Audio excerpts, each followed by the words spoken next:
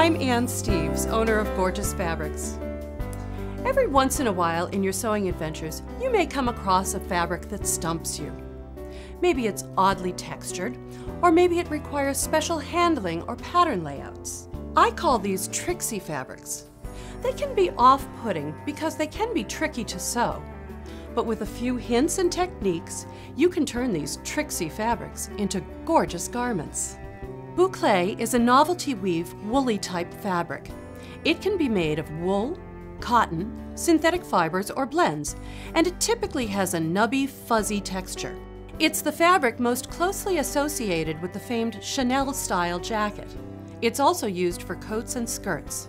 Most boucles tend to be pretty thick, and they do require special handling. I use a size 70/10 or 80/12 needle and 3 or 3.5 millimeter stitch length. Because boucle has a tendency to ravel, I usually cut my seam allowances wider than usual, about 1 inch wide instead of the standard 5/8 of an inch, and I frequently thread trace my seam lines, so I know exactly where to sew.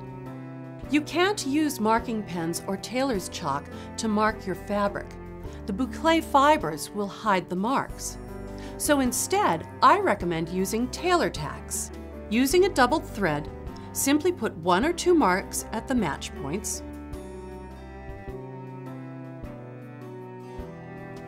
You can also thread trace darts. To do this, I run a line of long hand stitches just on the inside of the dart legs. I sew outside the stitching and then remove the hand stitches for a clean finish. Now I know that the idea of hand stitching gives some of you hives, so rather than running screaming from the room, I recommend an alternative. Painter's tape. Just cut little pieces of tape and apply them to the wrong side of your fabric. That's important. Ta-da! Insta markings. After you're done sewing, you can remove the tape. When sewing boucle, I take my time and make sure that my presser foot doesn't catch on any of the threads.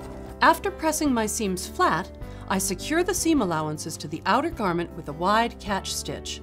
This ensures that my seams lie flat and smooth in my finished garment, and it protects against raveling. I line all my boucle garments to give them a nice, clean finish. Some of the coolest garments on the runway are made with panel prints. These are just what they sound like. Rather than a continuous print, these are printed in finite panels with a beginning and an end. They can be very fun to work with. Some things to keep in mind when dealing with panel patterns is that you want to be very thoughtful about your fabric requirements and the pattern layout on your fabric. You may want to buy an extra panel to make sure you can get the pattern layout that you want. The best way to ensure that you get the look you want is to do what is called single layer cutting. When using a single layer cutting layout, I first cut a mirror image of any pattern pieces that are only half of a piece, like this top pattern. I tape the 2 halves together to make a complete piece, and I place that on the fabric.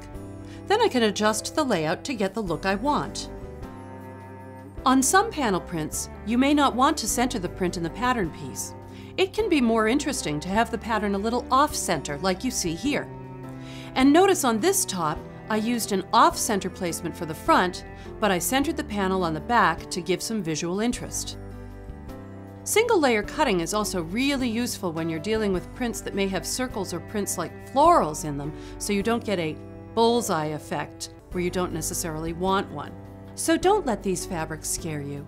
With a little patience and a few tricks of your own, you can tame these tricksy fabrics and get gorgeous results.